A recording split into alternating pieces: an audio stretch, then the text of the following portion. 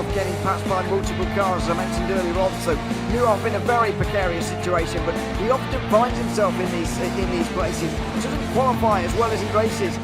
Up front, they are getting with Lee Aberdeen and Luca Varani, not very far apart at all here. But I just want to see how Alistair Haig deals with Marcello Kessler coming around the old hairpin.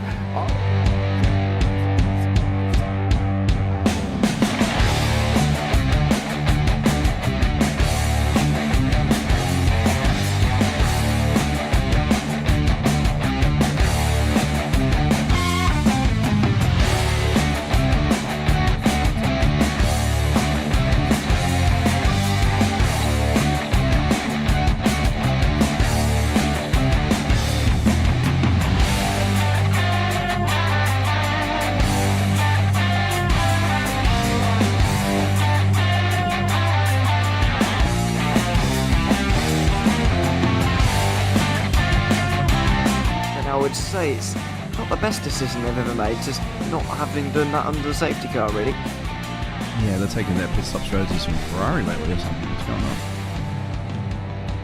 on? In turn one, just too much gas on them, too much feet on the loud pedal, and unfortunately he's dropped him all the way down the order. But Philip Hammer is out in front by an 8.91 seconds.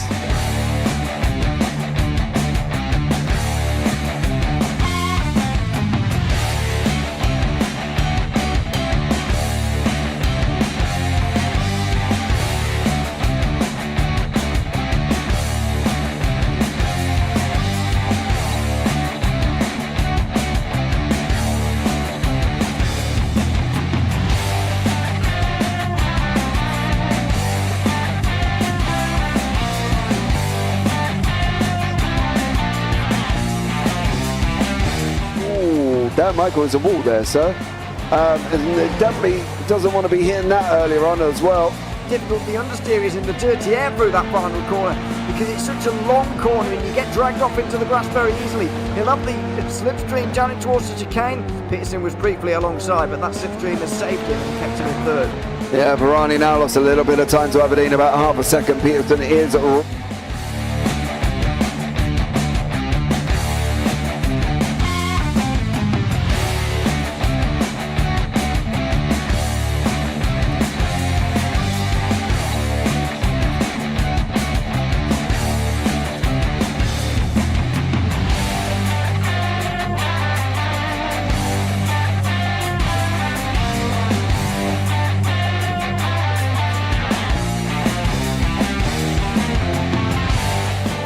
Pike's pushed Morton forward up ahead. He's got out of line. Is now Pike going to have a go at Werrell? Don't push him off. He's in the championship fight. Jack Werrell chasing down Carl Jacklin. Further down, Rob Williams and Chris Barnes. Sensational run outside line now though for the heavy braking zone. Around the outside goes the Audi R8. Look how much Miller's come back into play. Exactly. Miller's still such up. He's not on second and change. All of a sudden Miller's back in play.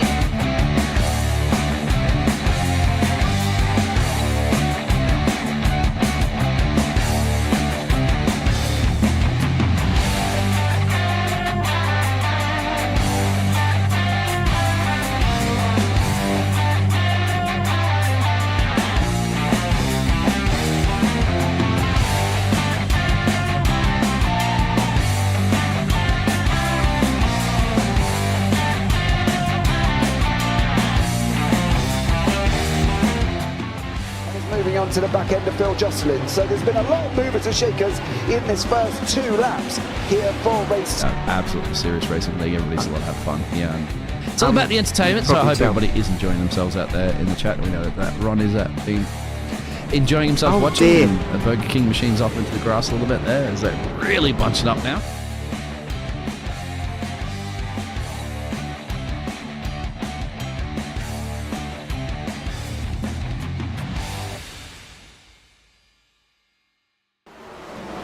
Good evening, ladies and gentlemen. We're back.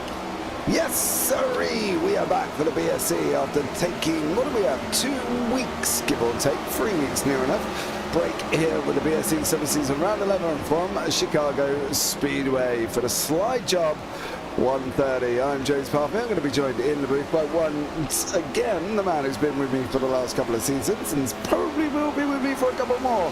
It's Mr. Kenton Sportak alongside us here as well. Let's have a look at the calendar. We're coming right to the end. It's getting the nitty-gritty. We're down on round 11 at Chicago Speedway. As you can see, they're out on 70% fuel, 3 tyre sets, 130 laps we've got on racing with 70% fuel.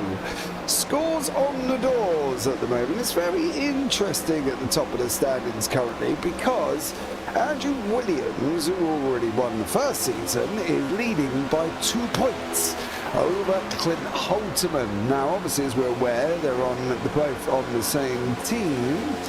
So I do wonder whether or not Andrew might give up a season victory to let his mate take it, of course. Behind that is Darren Collicott and Nigel Jackwitz, Christian Strada, Witt, Stockner, Hunter Carlson, Andrew Burrell, Andrew Jamelin, Matthew Norberg, Brandon McLaughlin and Calvin Ross. And then everybody else that's appeared in the season this far. Now, what happened last time out? Well, we were at Indianapolis, myself and Kenton. Well, Kenton was in Canada and I was in the UK, but, you know, we felt like we were there in spirit. It was Andrew Williams, funny enough, taking a victory, and then Alex Witt did grab second with Matthew Norberg third. Now, I'd like to point out that at the moment, the OWR, or Orange Wheel Racing boys, are actually on a 12 on a row win streak split between Matthew Norberg, Andrew Williams and Clint Holterman. Now, at this moment in time in practice, however, there is a very wonderful thing going on. Christian Strada and Andrew Jamelin are top in practice. Will it stay like that? That's going to be the question. But let's bring in the man on who knows pretty much as he needs to. Let's see here his opinion and bringing Kenton into the booth. Kenton, welcome in, buddy. How are you? Doing well. We finally got a little bit of a break from our month-long 30-degree weather that burnt half of Calgary, and we ended up burning down most of the province, it felt like. So we got a little rain. It's been nice and cooling, which has been great. But yeah, doing well. Good. What do we think here today? There's a lot to take in with Chicago. First off, what we're seeing on the stream, they can drop below the apron on the part of the oval, and it kind of is that traditional oval Chicago, and I think it's one that people have got to understand, with the fact that obviously it's 18 degrees in the turns, it's 11 degrees in the tri-oval, 5 degrees in the stretch. It's a lot of up and down, this circuit, isn't it? And what do we think's likely to happen here? It's a very interesting track. Like you said, you can definitely use the apron on that tri-oval section of the track. But there's also kind of a weird divide on the in kind of the lanes or the grooves along the track. Your first and third groove from the apron there, both are really good. They have good grip. You're gonna feel that grip. But lanes 2 and 4 are not as good by far. And it's a noticeable difference. You really are gonna want to stick in the first lane or the third lane as best you can. From everything I've kind of seen in how it feels and driving lines and stuff like that, through 1 and 2 you want to be kind of in that third lane, and 3 and 4 you sort of want to be down at the apron in lane 1. Obviously that isn't going to be for everyone. Some people will prefer to stay down at the apron as much as they can. There are some kind of weird things in 3 and 4. If you stay in lane 3, there's a big bump there. It's funny enough, it actually helps the car here if you don't overreact to it. One of the big things, obviously, these cars do not like bumps with all the diffusers and tunnels and channels all underneath. They tend to not like bumps, and usually if it hits it, it kind of spins the car.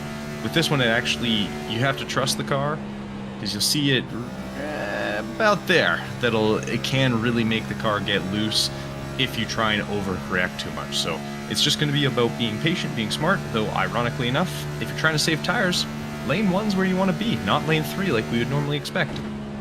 Right, so we want to be using the inside lane if we're going to be sharing tyres. Track temperature 24 degrees, air temperature 23 degrees. Bit of a cool one here for some of these guys as well.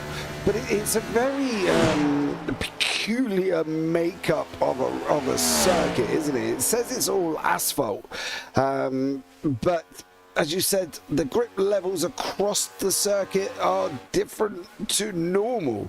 Why am I going down into the lane 1 to save tyres when normally I'm up at 4 running the wall?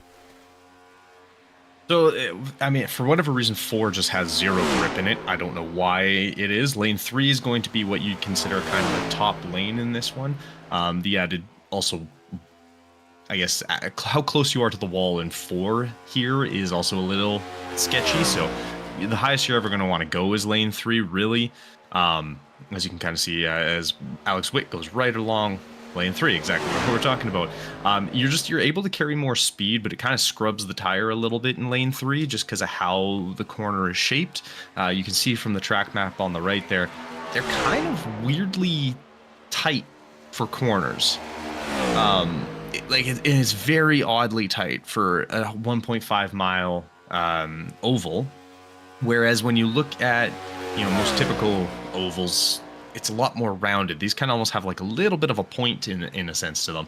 And lane 1, just the way it drives, because you're going in that little bit slower, it actually helps save the tires. But like I said, yeah, like coming out of 3 coming out of 1 and 2, you being up that higher, you get such a slingshot on this back straight that it's worth kind of you burning the tire a little bit. Mainly your right rear here, actually, and usually we always talk about the right front. Right rear here takes a little bit of a beating as well. So it's just depends how you're driving the track, but from everything I've seen and how it felt, honestly, lane 1 and 3 are your best bets. Try and avoid lane 2 and 4 if you can, unless you're on an absolute long run. You're also not shifting. It's a little bit of lifting and that's it. You're not even braking. A little bit of lifting. You're not shifting down gears unless we go on like some massive run of not having to stop at all.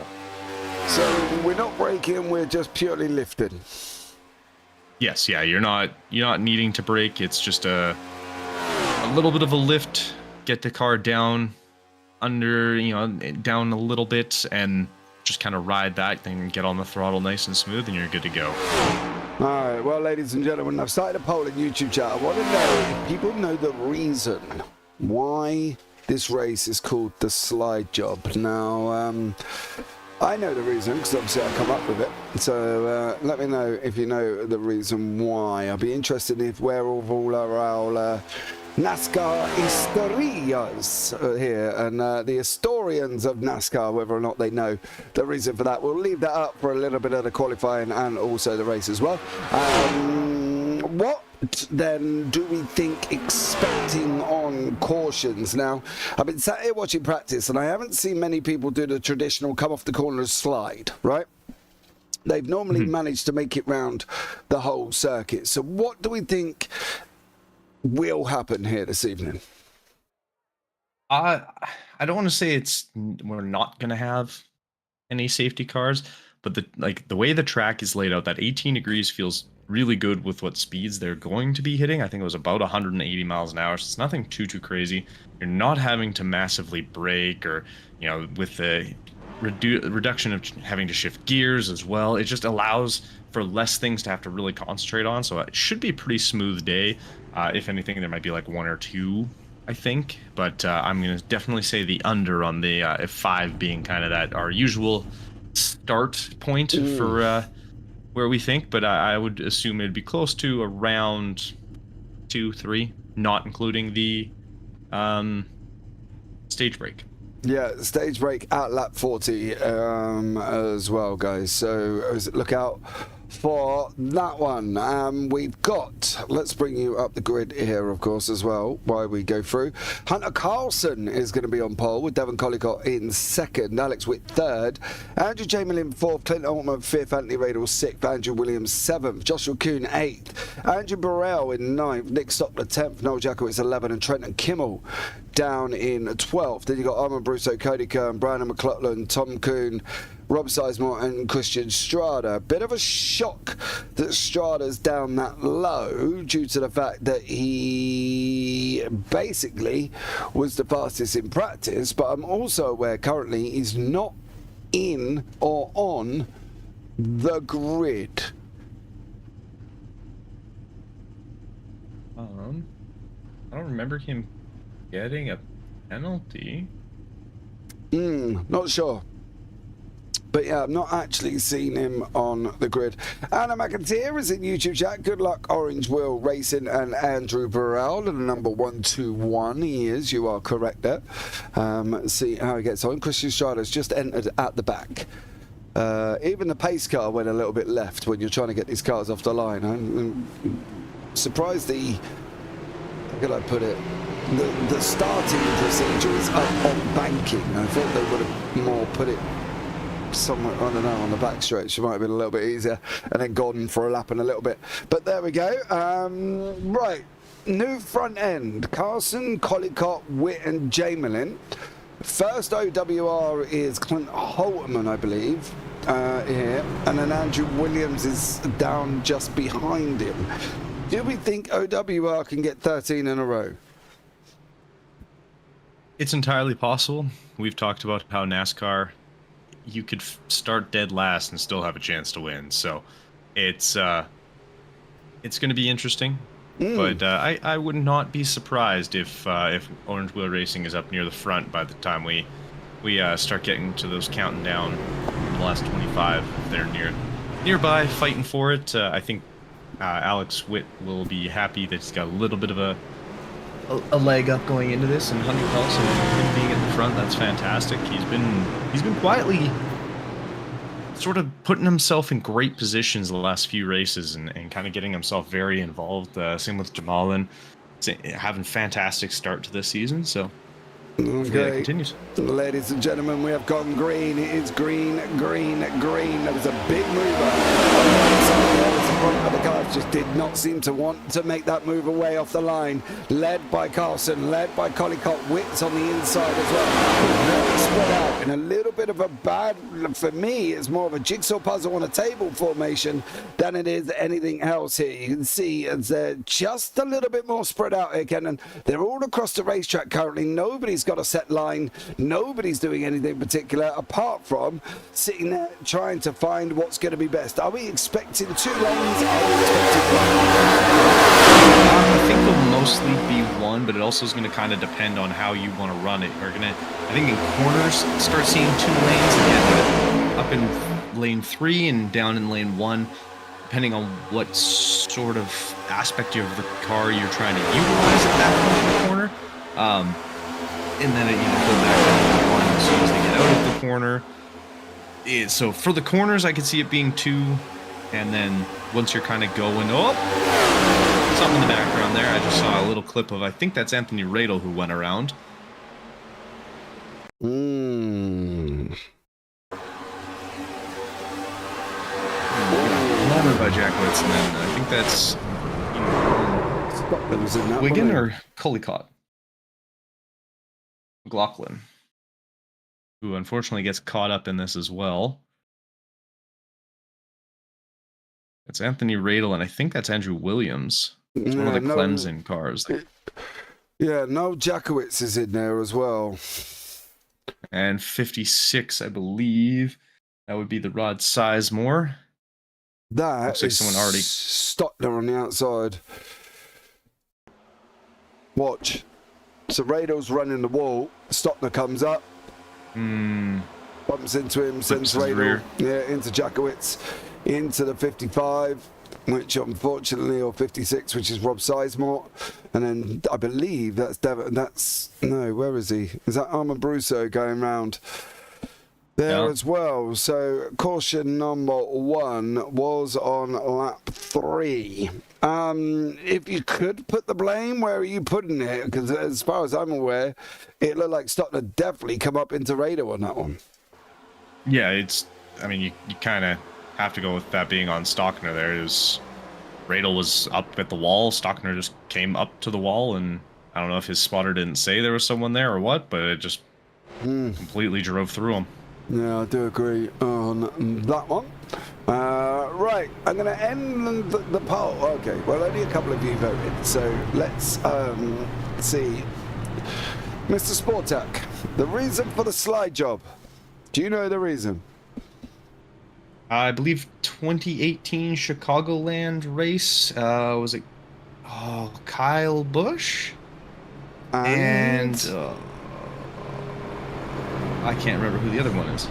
Oh, Larson. Kyle Larson. Yes, Kyle Busch and Kyle Larson from 6 years ago.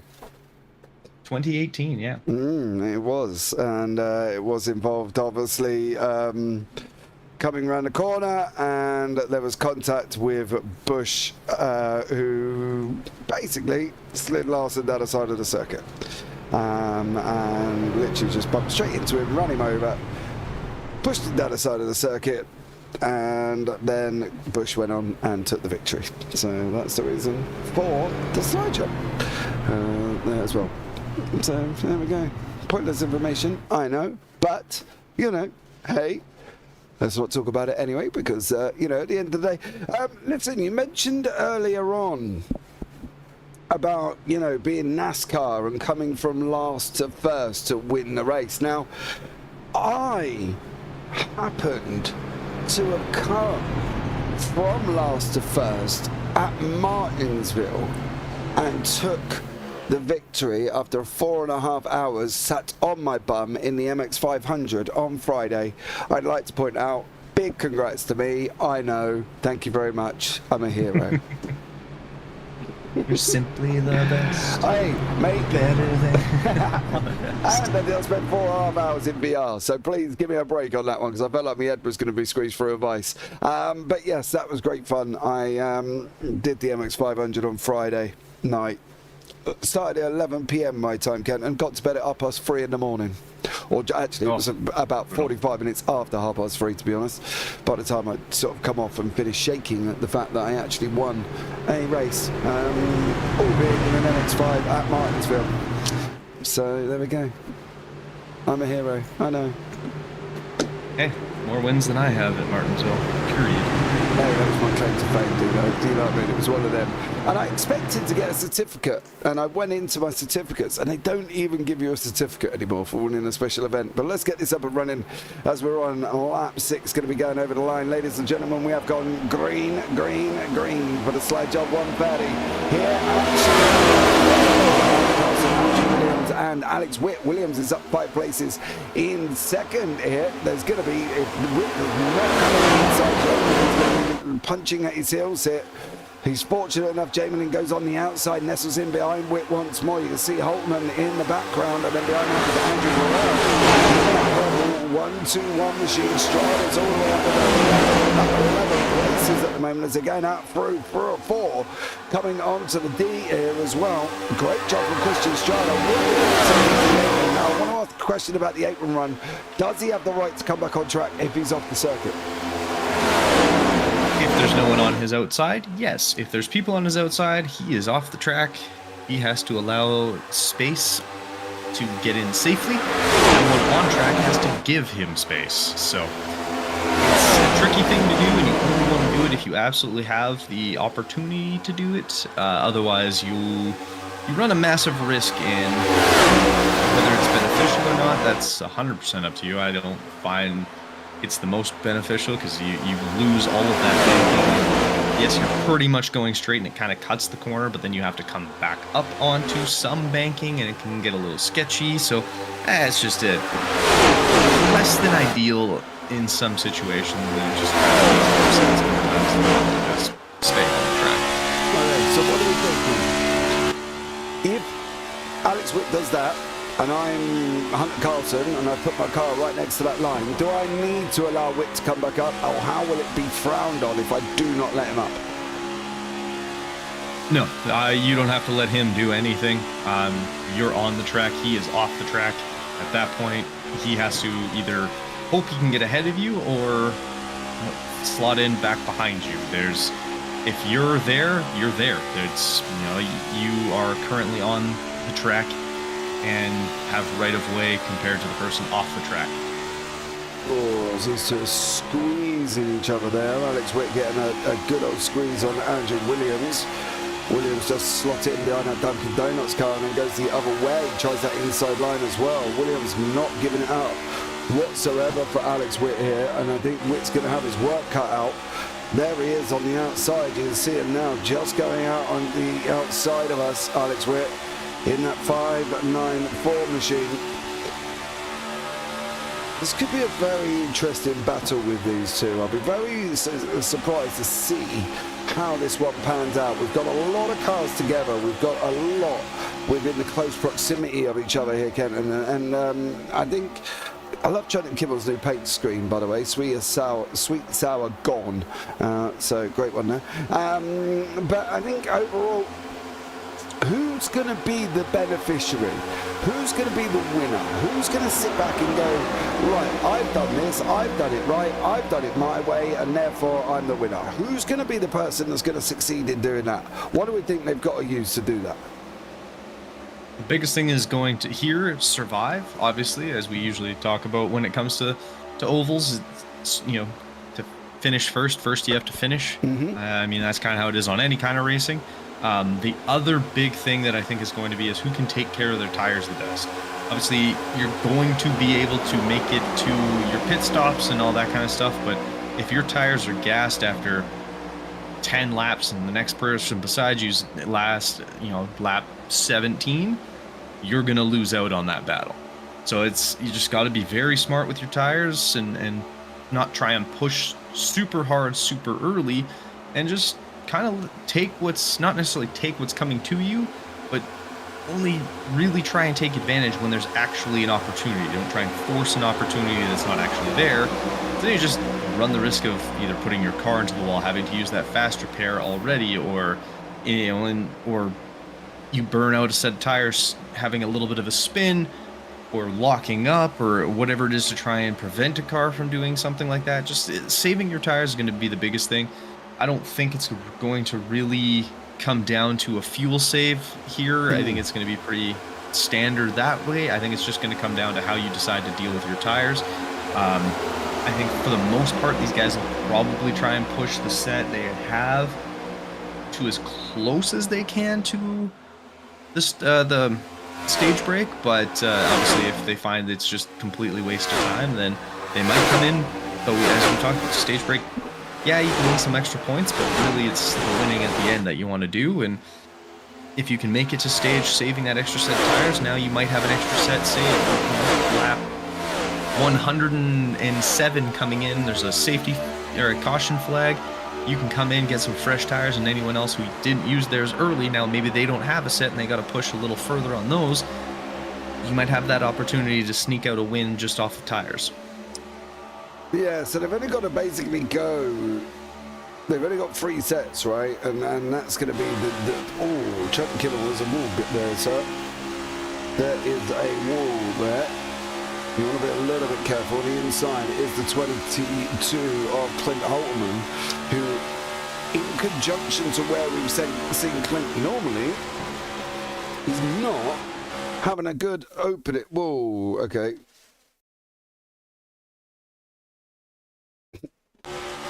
Yeah, let's remove myself from Trenton Kimball's car because it just literally blacked out on me. And unfortunately, that's what happens when they disappear and off the internet. Right, so I forgot what I was talking about. Clint Altman not having a good one, sitting down in 10th at the moment. I wouldn't worry, I wouldn't panic, to be honest with you. And again, you know, we're only on lap 19 of 130. We've got 111 to go. Yeah. Quick maths, James. Yes. I'll just sit here going, are you sure? 111 to go. You know, what are you doing? Like, what are you looking at here? Because when we're running racetracks and we're running around in circles like, steady. Josh Lagoon now absolutely flying off. I want to pick up on something else as well at the moment. 2v2, but I've got a funny feeling the car on the left-hand side there, number 50, is it 91, is actually Devon Collicott. He's a lap down, is Devon. So he's in there, but he's not actually in the fight there at all, Kenton, as well. What am I doing in the car right now? Because Strada's made his way from the back to the front, which is absolutely amazing. He's up 16 already. Looks like Strada's got pace for absolute days in that Reese's livery. We know how quick Witt is. We know how quick Williams is. And just in behind that is Jamie Lynn, Hunter Carlson and Andrew Burrell. So what am I doing here? What am I looking at in conjunction with this race? Oh, where is Not that? this. Not that, but where is Looks like it's on the back? Looks like it's on the back side there, yeah.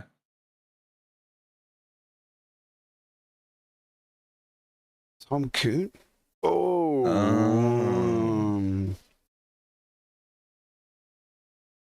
So let's see. It looks like Tom might have just come up a little bit right on the front of McWiggin there.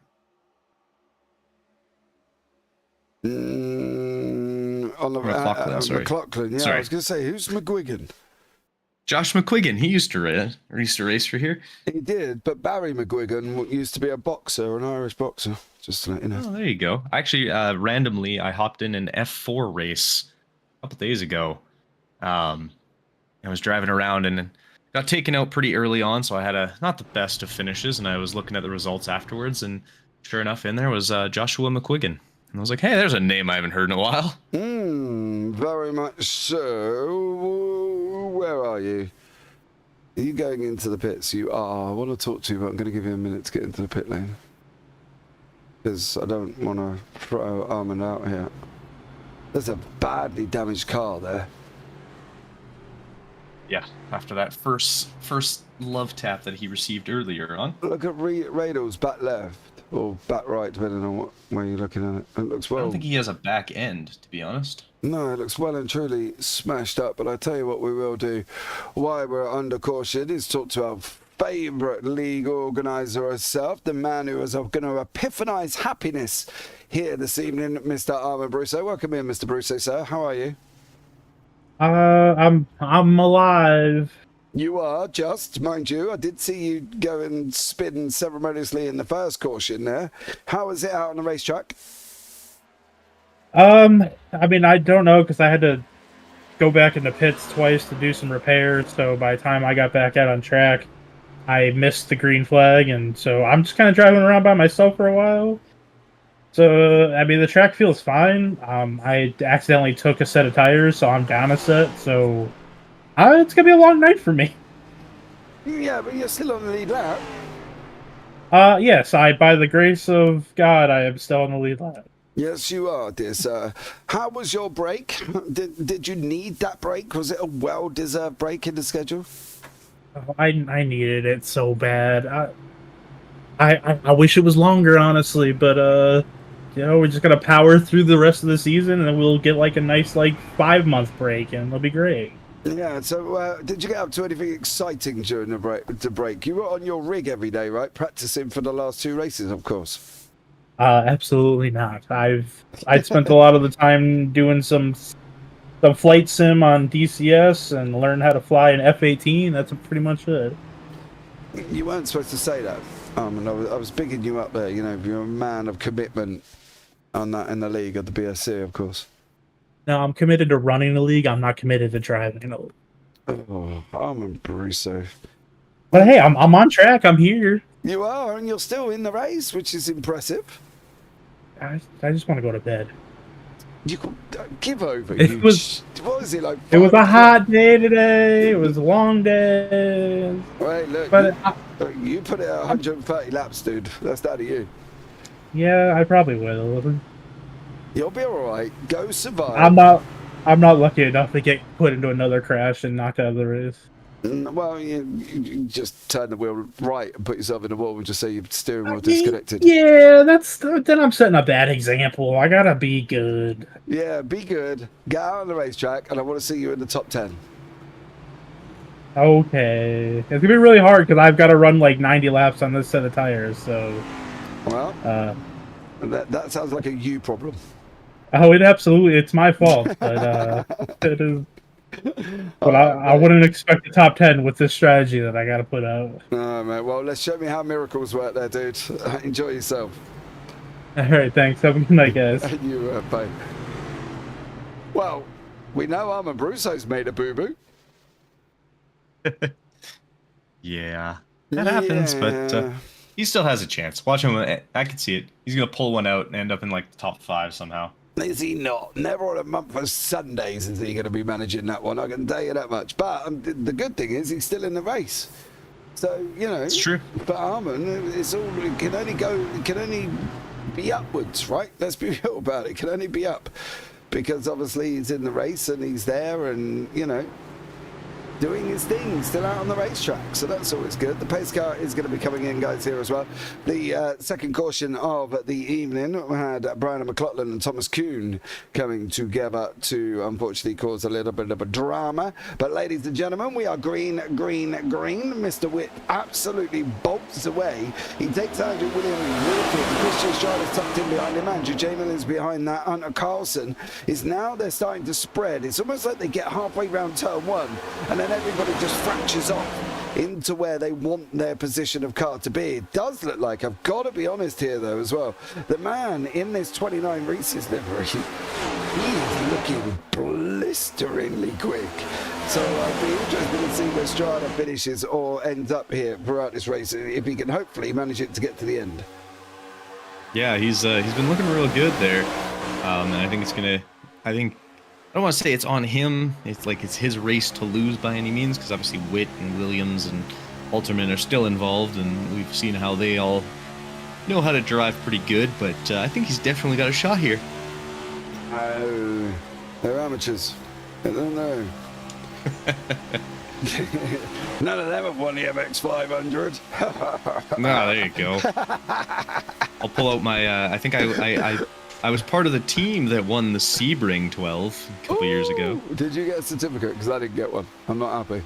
I honestly don't even know. I never even looked, because it was at the time my iRacing like IR for road races at the time was like 574, and one of the guys on our team had like a 2200 iRating, so he was our ringer hard, and I was just kind of along for the ride. It wasn't the LMP2s, which was interesting, but hey, a win's a win. A win is a win. Exactly. Do not knock it there, dear sir. A win is a win. It doesn't matter how it comes by, and that's what we say to everybody, especially in racing. To be able to win a race, you've got to be on the track, and if you're not on the track, you can't win the race. So if you're coming in and you've won the race, and you turn around and say, I'm lucky, and it was a bit of luck this and a bit of luck that, I'm going to call you out and turn around and say, no, no, no. Strada sweep down the outside there, just took an absolute excellent lead. They're going to be 3 wide going into turn 1. Where's Witt going to go? Strada possibly was a little bit nice there, allowing Alex Witt to come up and jeopardising his own kind of run almost, his own momentum. Holtman's there. Strada's got up in front of Jamelin. What do we think draft-wise here, Kenton? Is it massive? Is it Dageresh? Or are we looking... not essential? Yeah, I wouldn't say it's like Dega. It's that's gonna cause some problems. There's a car on the fence. Explode. Upside down. Oh, Josh Kuhn. Wow. I really hope. Back, no, he won't. I really hope he is not in VR. Yeah, that would have been a little hectic. So it was him contact first, but I didn't see who with. Give me 2 seconds. I just want to have a look at something spectacular. We're going to go full speed at this as well. Oh. Sparks flying off the front as well. Aren't we lucky? This is pure simulation. Because he would have been in deep, deep trouble there. Is that Collicott? Or was there a tap from Kimmel on the inside there?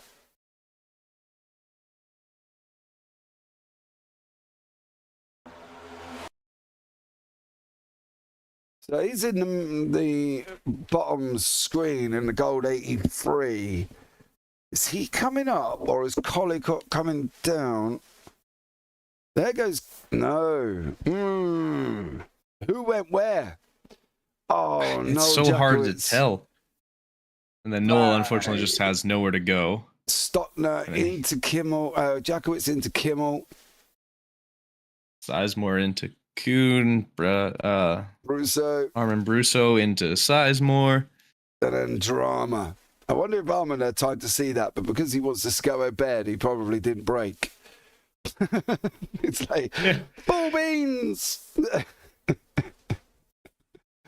Oh dear, I'm sure that isn't the case, everybody. Mind you, at home, if you sat there watching at home, I'm sure that's not the case. I'm sure Armin did brake heavily to avoid that incident. For legal reasons, that was not what happened. Where are you pinning the blame, though? Because it's hard to see who. Like, it's tough because it trying did to watch look it like, back. It did look like Collicott come up. Yeah. But also, hold on, we've gone a little bit too far. Let's go back just a tad here. It's like right at the moment of impact, like you can see, so Collicott's on that groove line. He's going up. Mm-hmm. But then he kind of just holds his line because he couldn't go up anymore because Noel Jakowitz was there. Like there's nowhere for him to go at that point, and it looks like Joshua Kuhn just kind of kept coming up, not realizing that Jakowitz was right there, and preventing Collicott from being able to go all the way up. So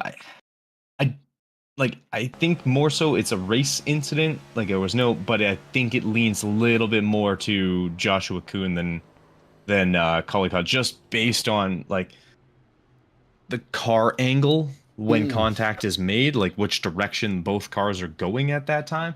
But it's kind of hard to see 100%. Let me see. Actually, I'm watching the video. Let's. I'm gonna go in because I have the ability as well. I have double screen in it. Double screens. Skills. Watch the live and the replay at the same time. Check you out. Who gave you modern day technology and called you a hero? Right, exactly. So yeah, Collicott is just above the line and still kind of going up. Actually, when you look at it here, maybe not. It's a tough one. Like Collicott just doesn't continue to go up, and I think Joshua Kuhn kind of expected him to continue upwards, and I don't. So it's hard to say 100%. I think it's like 55-45 in terms of who's at fault. But I think a little bit more lean on Josh, just unfortunately because of Collicott has right as the driver ahead to be in the position he's in. Whereas Collicott didn't really give him the opportunity, or kind of with the expectation he was going to move up. But unfortunately he just did not. And you didn't expect that in an unfortunate race incident, but like I said, I think 55-45 kind of the blame on that one. Well, ladies and gentlemen, I can do math. You can. Well done, you. I'm proud of you. The lights are going to be going off once more here.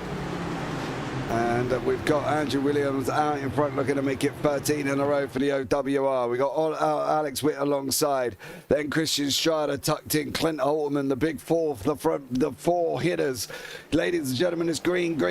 Williams bolts there. Witt slots down straight away. He's expecting a big old push from Christian Strada. Strada's going to be able to get him close right in as much as he can. I don't think Williams has really made a difference to himself going away this early. I think at the end of the day, I think he'll get dragged back in. But Strada's going to make a decision here because he's not really sure. It doesn't look like really knows where he's going to go on the racetrack. And I think 1 minute he's on one, then he's in two, then he's wiggling around a little bit. So in front of Andrew Chamberlain, Christian Strada nearly lost his back end then, Kenton. Yeah, not what you want to do. He almost, either he was going to lose his rear bumper, or Jamalin was going to lose his front bumper, and as Halterman does the same thing there, a little nose job coming out there, but we'll see what Strada ends up. I think he just kind of needs to commit to a lane. He kind of seems to be sort of kind of going, but not really actually truly committing to anything, and kind of getting left in no man's land a little bit. Yeah, but I think he'll recover. I'm sure he'll get back in his groove where he normally should be running here. Tucked in now behind Holtman. Witt's got Holtman alongside him. Currently in the moment on the entrance into forwards. Witt is Holtman, Witt. They're going to be looking at going free ride. Strada's got a line. It looks like he's got his line. He is fast coming off that wall of 4. He now goes it down below the apron once more. Does he need the space to kind of go? Holtman doesn't have to give it. Witt, Strada tightens it up into 1 now as well. A little bit almost like a cutback is from Christian Strada there, Kevin, to try and get on the inside of Holtman. Yeah, it was kind of an interesting decision to kind of do that, and Halterman didn't really give him space, but was getting ready for the corner, so he went higher, and that kind of allowed Strada to get in. But I think that's kind of compromised Strada a little bit, as he's now dropped real fast back there. He's now down in, looks like P6, so not whatever he was trying to do. I don't think it quite worked for him, but we should be coming into our stage break right away here as well. There's only one man, and it's looking like he's going to take the stage, I can tell you that much. Yeah, it's going to be hard for anyone to take that from him with this 0.7 of a second lead. Yeah, Andrew Williams. A lot of time. Andrew Williams there as well. Who's going to come across in second? Was it Clint Holtman? I think it was Clint Holtman. Did manage to wrap up that second, but it is, of course, the man himself, Mr. Andrew Williams here. Guys, just seems unstoppable at this moment in time, doesn't he? He's been bloody quick lately. I mean, all of Orange Wheel Racing has been very quick, so it's kind of interesting to see if they can continue this dominance, or maybe the FIA has to get involved and ban the flexi floors. Who knows? You can't even, well, you could ballast them up, but then you're ballasting Williams, Holtman, Stockner, and Devon Collicott. Now, I don't believe Collicott is OWR, is he? No. I wouldn't. They're not going to be able to do anything. No, you can only. Williams is he's a very quick driver. Yeah, basically, guys, you can only ballast the car. You can't ballast the driver, unfortunately. Right, let's pull you in, dear sir, as well. You're going to come and have a little chat with me. We'll have a catch up with our stage 1 winner, OWR Racing Boy, looking for 13 in a row for the OWR team, Mr. Andrew Williams. Andrew, welcome in, buddy. Congratulations on your stage win, dude. Thank you. It was a hard-fought one for sure. Yeah, it definitely was. Makes it very, very interesting here. Let's get you in your box, because I hate doing this. No, it's fine. It won't be saying you're fine and fine if you have to reverse. All right.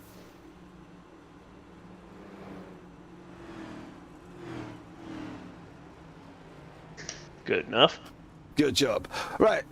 Okay, so hard fought stage 1. You're up 5 places, or were up, obviously going into the pit lane here as well. What's the situation out on track at the moment? How's the tyres looking? How's the situation going on with the car? What do we think? Are you going to be coming out? You're going to be, oh, did you get that, or did he? Oh, I think I got it. I think I beat him. Barely. Clint is a menace in the pits. No, you definitely did a good job. Managed to hold on to that one there, dear sir, if you've got that coming out then as well. How's it all looking out there at the moment? It's looking really tough to pass. I mean, the car is super tight tonight, so tires are a big factor for everybody. Everybody's had, trying to conserve on their mind. This next stage really is going to be about fuel mileage. We can only go about 40 laps, and as you can see, it's almost in 1-stop range for this next stage. So I think, there's going to be an interesting mix of guys trying to save, guys trying to go. So that's really what's going to be on everybody's mind going into this next 90 laps or so. All right. Well, I'll be interested to see how this one pans out then, if we're going to have a fuel tyres situation there as well. Now, listen, you're leading the championship by a couple of points over Clint. Now, you've already got a championship this season. Are you going to let Clint have one, or are you going to make him work for it? No, I got second in the last championship. Witt managed to beat me in the spring, so I'm giving it everything I've got tonight. I've got a work trip next week, so I'm gonna miss Michigan. So I think Clint's gonna win the title unless something crazy happens tonight. But no, I'm just trying to win out as many races as I can at this point, and make him sweat a little bit before he can coast to it at Michigan. Hold on, say that to me again. Did you? Yeah. You won the spring season. No, I'm almost positive. I thought Witt beat me by like 30 points. If I won the spring, then Really? Did I don't know. Kenton, help me out. Alex Witt Yes. had He did. first, it looks like, yeah, by not even 30 points, 28. Yeah, I got wrecked out of Richmond by some midfield guys. So I just had a really rough couple of races, and Witt was able to beat me. Oh, okay. Well, that's on me then, because I thought that was the other way round. But never mind. Anyway, now I've just shown I really don't know what I'm talking about. OWR has never won a championship in this league. I think we've mathematically got it locked now between me and Clint. So, happy for the team to be able to pick up their first championship here. Hoping for another one in the fall. But yeah, for now it's just all about blocking these guys as much as I can for the next few laps. And it looks like Clint got a speeding penalty, so that makes my life a little easier. It definitely does. You've just got a battle with Witt, Jamie Lynn Kern, and a very fast Christian Strider. But listen, dude, you're about to go green. I'll catch up with you later. All right. Thank you. Man. Oh, where did I have it in my head that he won? I think because he led most of the season. Yeah. And Witt was kind of tucked in behind him, and yeah. Well, there you go. I'm absolutely losing my trots up here in the booth at the moment then. Right, let's get this back underway then. So Williams could take an advantage, but he thinks Clint's going to go on and take the victory. But however, it does look like Clint's just got a speeding penalty in the pit box there. In literally is going to have to go in at some point. But ladies and gentlemen, we are up and running. We are green, green, green once more. Williams got an absolute flyer. Alex Witt tucked in right beside him. Andrew Jamelin on the side down as well. They're running too wide down into turn one. I'm expecting Clint Holman's going to have to peel off and take a penalty if he can. He might have been a menace in the pits, but he was a menace on the speeding gun as well, unfortunately for him. So he's going to have to take a penalty. Where did Strada come out in all of this? Tucked in right behind Andrew Jamelin, down on the inside there for Christian Strada. So he's another one who I think on new tyres he could be very, very quick. Yeah, he's definitely starting to fly a little bit. Still using the apron. He seems to be about the only one doing so, but it's not seemingly working. He keeps kind of losing a space or two there.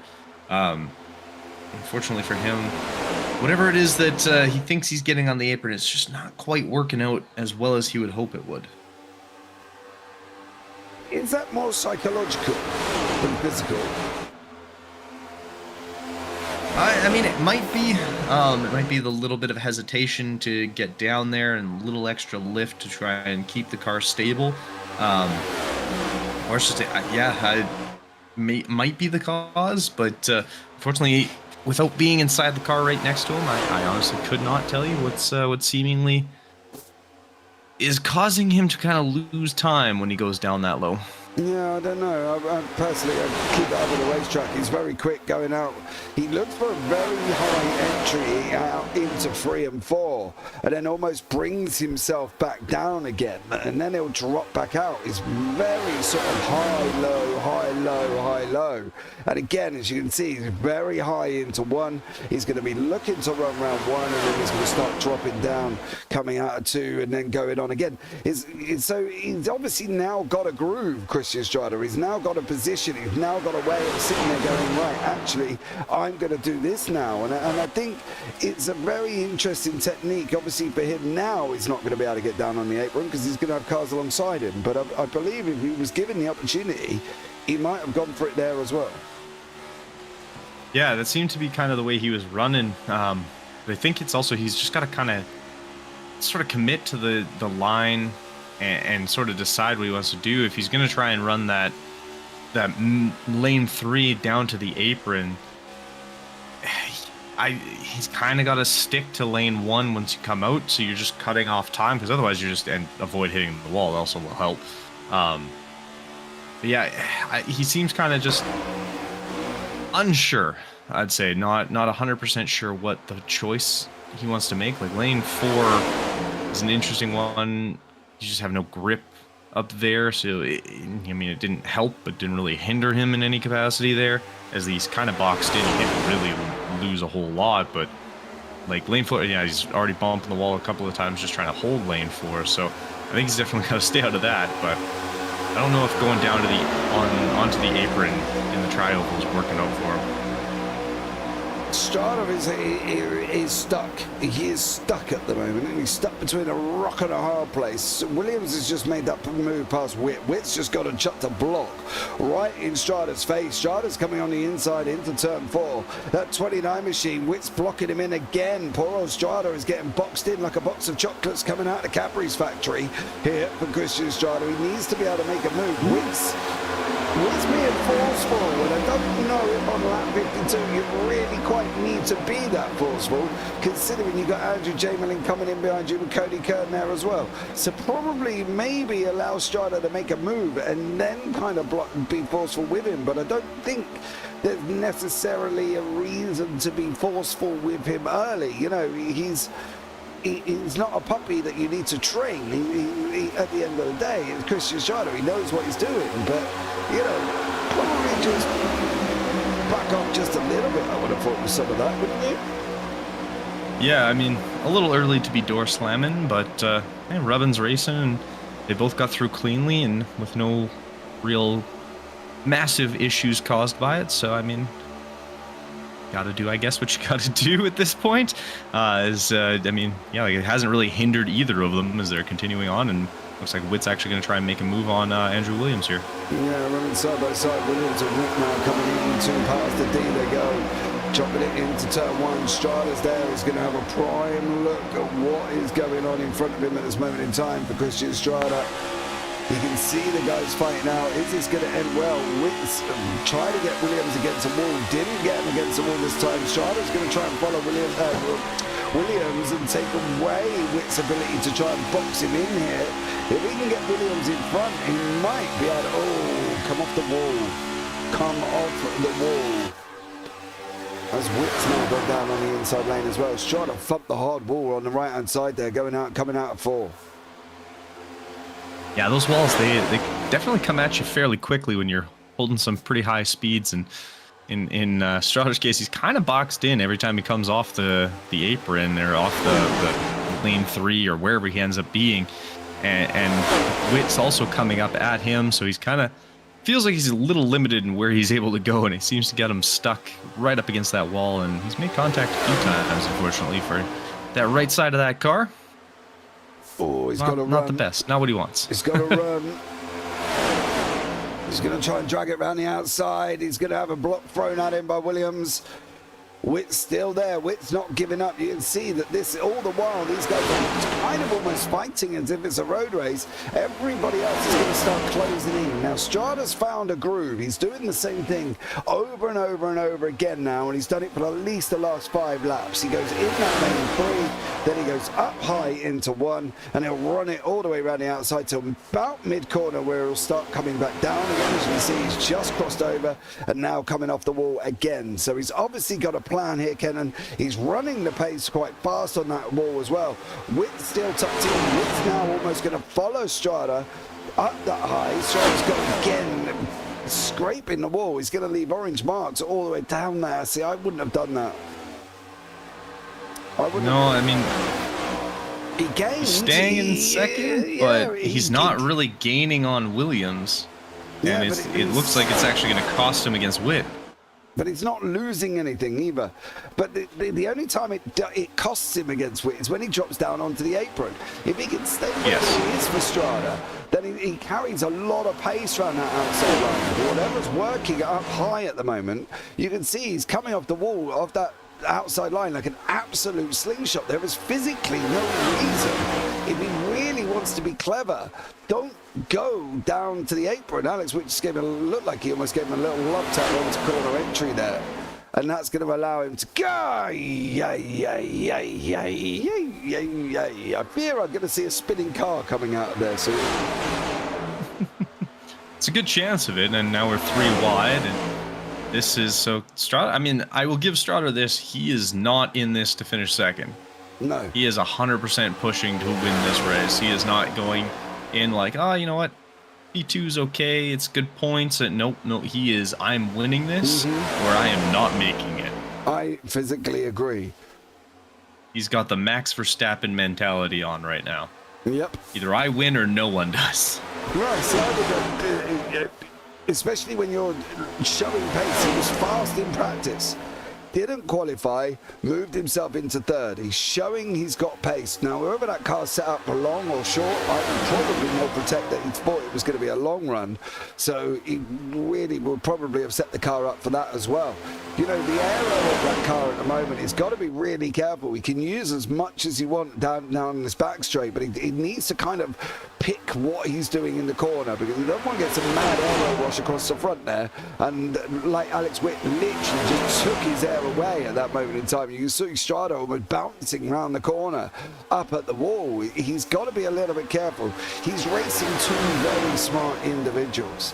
He's racing Alex Witt, who knows what he's doing. He's racing Andrew Williams, who knows what he's doing. And just behind him, for good health as well, is Andrew Jamelin. And now Witt's going to try and make that move up high. He's taken the line away from Strada. Is he almost going to follow Strada's line? Strada's walling that line, literally. But if that was real life, there would be literally orange all the way around that top bend coming out of 4. Yeah, he's definitely introduced the side of his car. There'd be no 29 on that one side anymore, and some sponsors would be unhappy that half their advertising is gone. But he's doing what he needs to do, and you're not. It's definitely the for lack of a better term, the big boys club. Like these Witt and Williams are fast and they're smart and they know how to game the race without causing issues. So you definitely, if you're going to make a pass, you have to be definitive, because half attempts are just not going to work.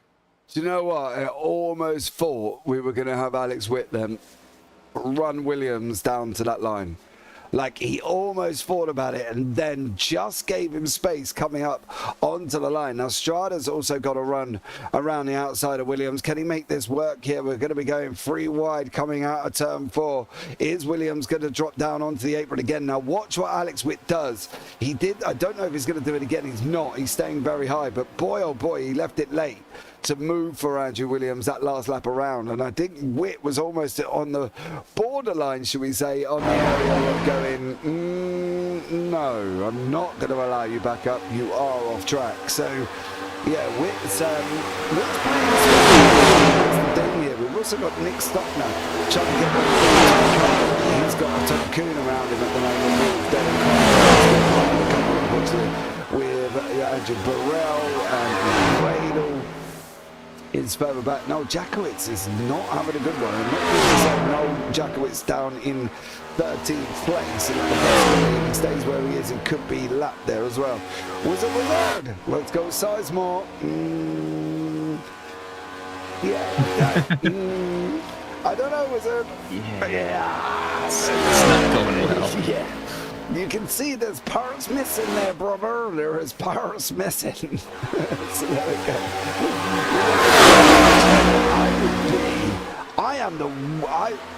I would be the most stubbornest person ever. To me, I would run that white line. I would run that white line, and I would turn around and go, "You are off the track." It's your responsibility to come back on safely. If you're down, man, I would leave Williams. I would leave him out high and dry like I do my underpants. I can tell you that much. Maybe that's just me. No, I mean, I'd probably do the same thing. I'm 100% behind that. That's also probably why we're not racing in this, and they wouldn't let us. They'd be like, "No, you're good. You can stay out." You know what I mean? It'll be fine, but I just see. I don't know. ignorance and arrogance would literally plant him down on that white line. No. He'll make a decision. Yeah, exactly. That's what I would do. Williams has taken up the lead. Witt's taken up the lead. Williams has dropped back into the hands of Andrew Jamelin, who's got Cody Kerr and Hunter Carlson. Looking at it right, it's black and grey, right? Yeah, it's a black and grey. It's got the 86 studio logo on the front, and yeah, no, it looks nice. I'm just checking because we have had this before when you machines, but yet that they are the same car. So yeah, I do love Hunter Carlson's as well. I think his livery looks absolutely amazing. So fair play to you. But I think I'm worried. I've never seen. Just looking at Jackett's car, see what he's been up to, and it obviously was caught in the incident at the beginning. Noel Jackett's struggling because of damage. Is that where we're going to would that be tomorrow's headline if it was a national newspaper? Noel Jackett's damaged car, but he limps it home as a hero he is. You know what I mean? Oh yeah, 100. I mean, he was involved in that first incident, and then I'm assuming he used his quick repair, but then he also got taken out in the second one too. So he's been involved in 2 of them, that neither of which were his fault. So he's just had a rough day. I think he's now at this point just trying to collect whatever points he can get out of this one and get the car home.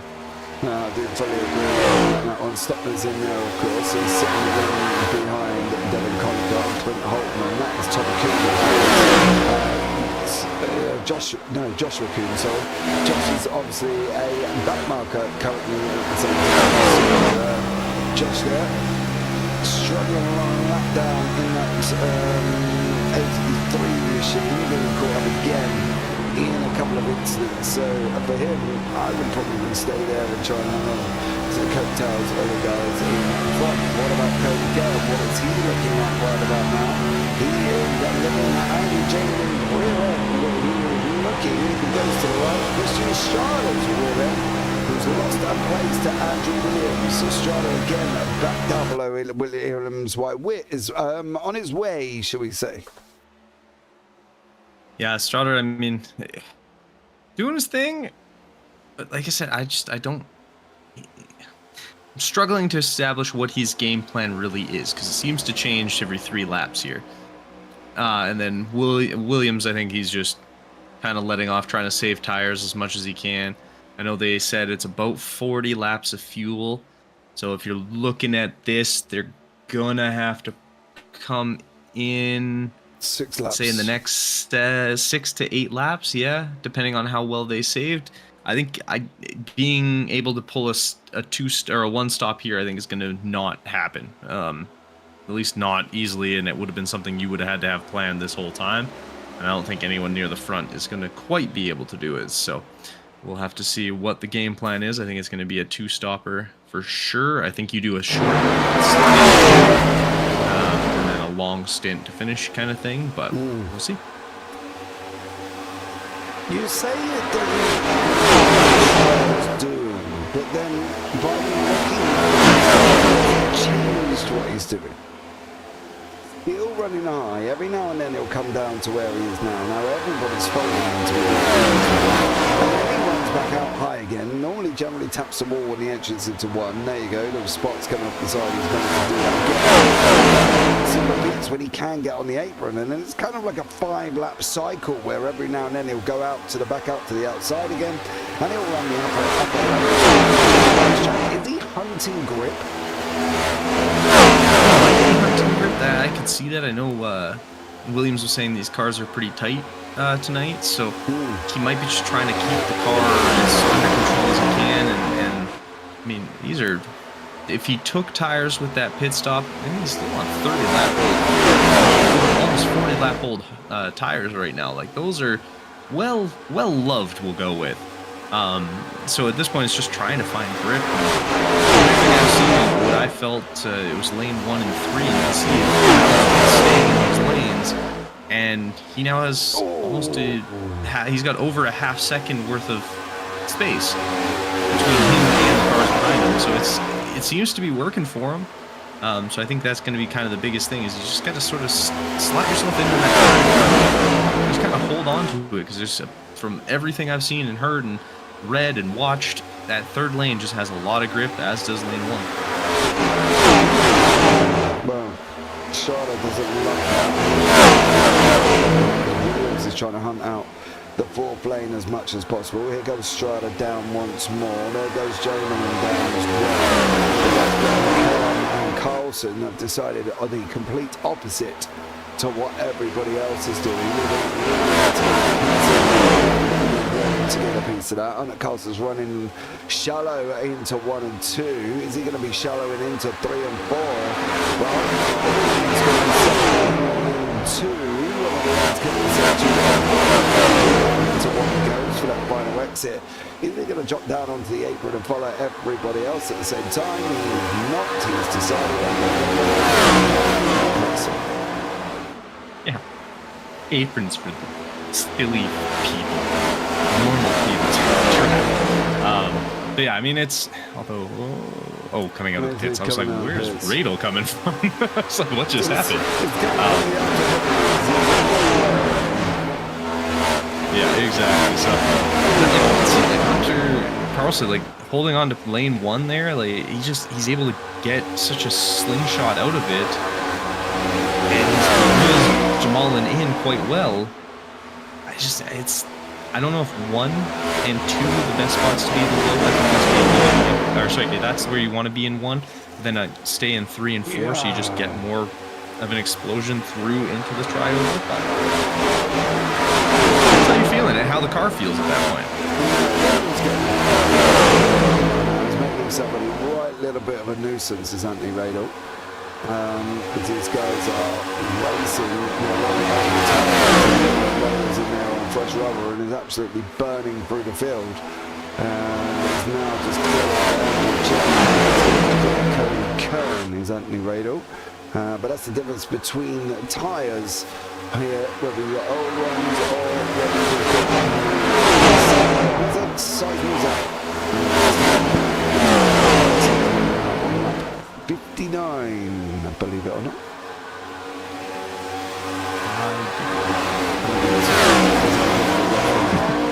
It's poor old Rob Sizemore.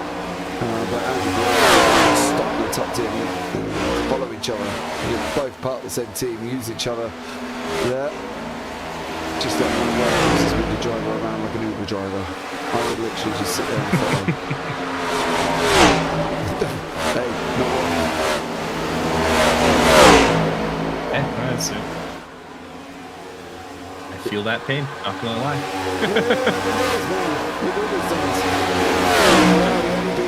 Don't get paid for our Uberness, as Christian Schreiber's gone into the pits. The first one to make a blink here. We are on lap 84 of 130. So Strider is into the pit lane, and the first one to blink. He'll have nobody to chase. Look at you doing a pit lane entry. We talk about it. Do you want to go in there? Do you want to go in with your buddy, your best friend, your enemy? What's the situation? Do we do in pit lane situation? With this race, it's not as detrimental to go in solo on this track. You're not getting a massive draft effect. So like Daytona, where if you go in by yourself and you come out solo, you're about 17 laps down before you realize what's going on. With here, you can go in and come out pretty quickly and be okay. You're going to want to keep it small. If you're going in, there's 5, 6, 7 of you trying to go in at once, it makes things a lot messier, a lot sketchier as you try to make your way through, and you just run way more of a risk of introducing problems to that pit stop. If you're able to get in, get out, and get going without anyone else kind of being around you, you're less likely to have to excessively slow down to get into pit lane, to get under the pit limit, speed limit. You're less likely to have issues trying to get into your pit box. There's less people or cars around for you to miss your pit box. It just minimizes a lot of those problems, as we're going to see. It looks like Strutter is going to skyrocket from 10th up pretty quick as Witt is on his way out, and I think Strutter's actually going to jump Witt with that early pit stop. I've got a funny feeling. I don't know how much further he's going to be. He's going to occur, and he might. It's going to be really close with Williams here. He's still stationary. He's just gone up on tyres. Strada's in the same place. He's going to get him. He should. Yeah, he's going to get him. Yeah, and he's going to have an actually gap too. And he's going to get Stockner. Stockner's already just coming in the other side now. Strada again in about the same place at the moment. Christian Strada could well be the overall leader coming into the end of this race. He's gapped Alex Witt by 2.5 seconds of Strada. He's had no hold-ups whatsoever. Most of the field are a lap down at the moment. Andrew Williams is in the pits. He has just been done for speeding. No. He's been in there for over 1 minute and 15 seconds and is coming close to being 2 laps down. Oh no, he got on either an unsafe entry or speeding in pit. Although speeding in pit lane usually is a drive-through. 40 seconds stop and hold. Oh, is it? Yeah, that's gonna be painful. That'll be the race for him.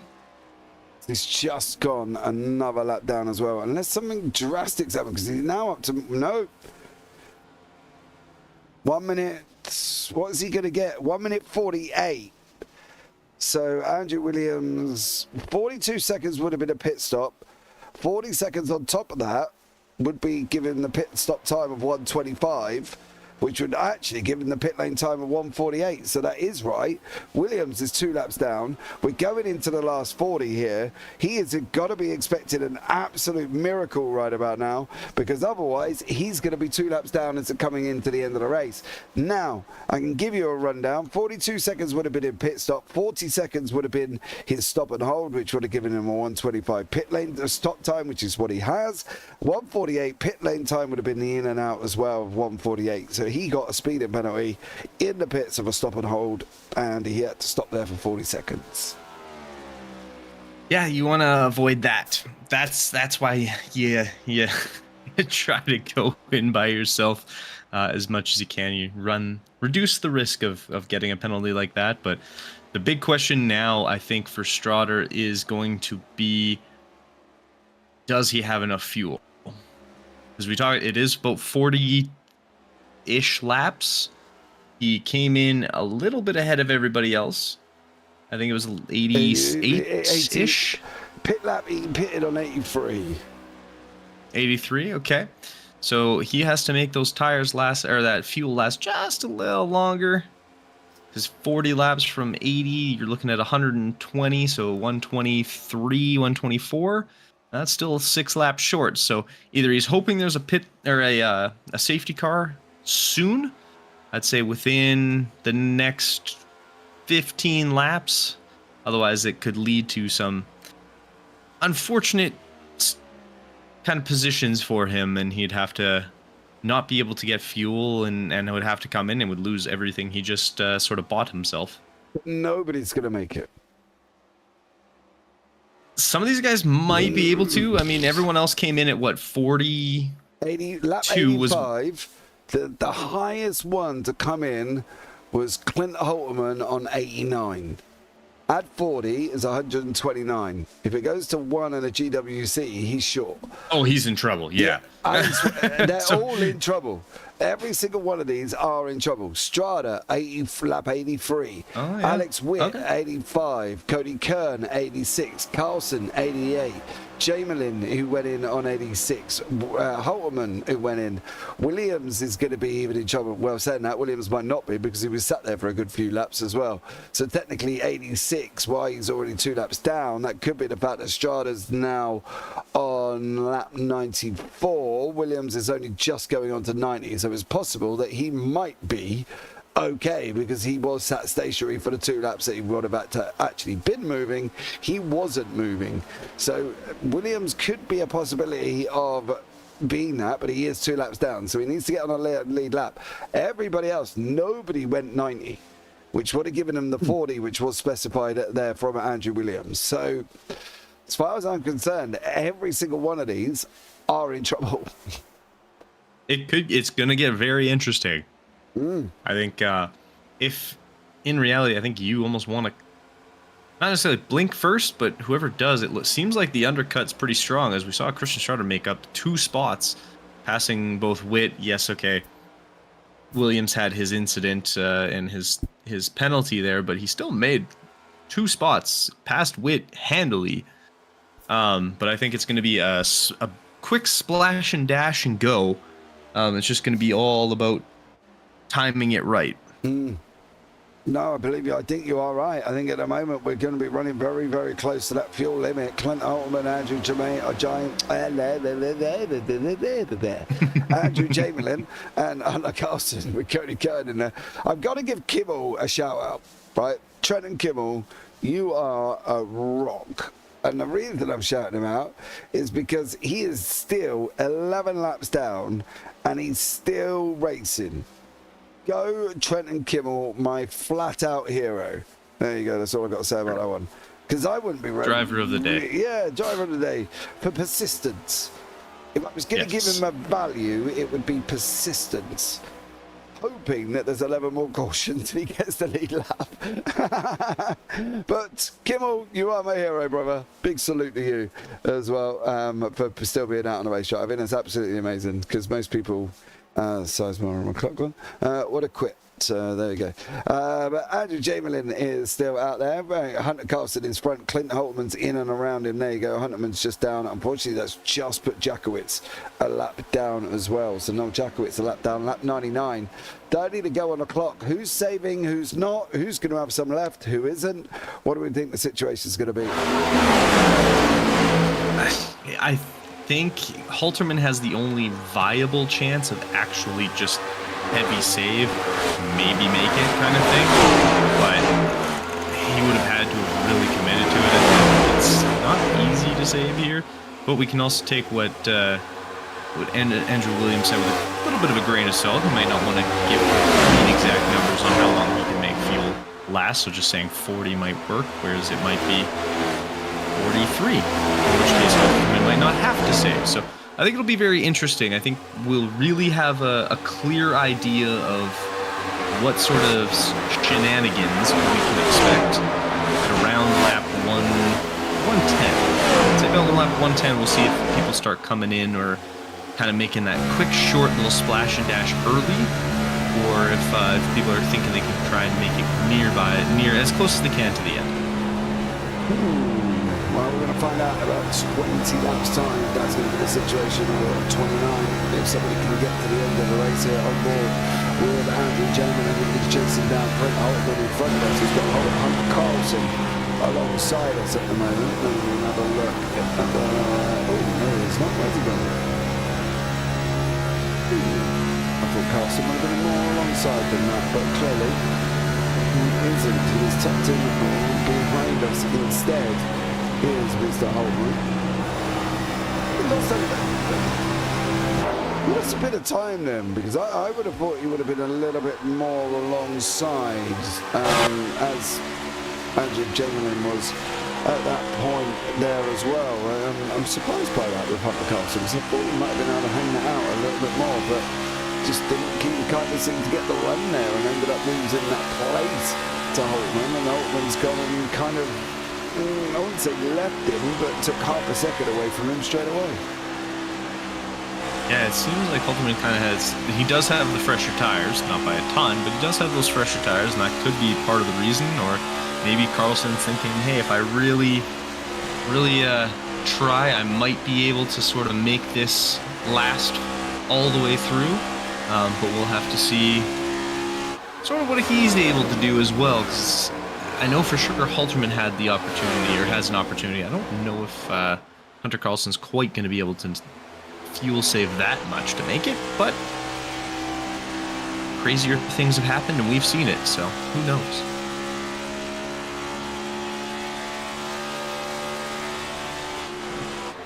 Ooh, so he might be trying to fuel save, and that might be why Halterman was able to pull away.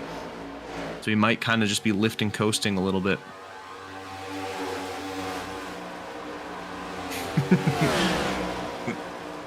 The Hunterman.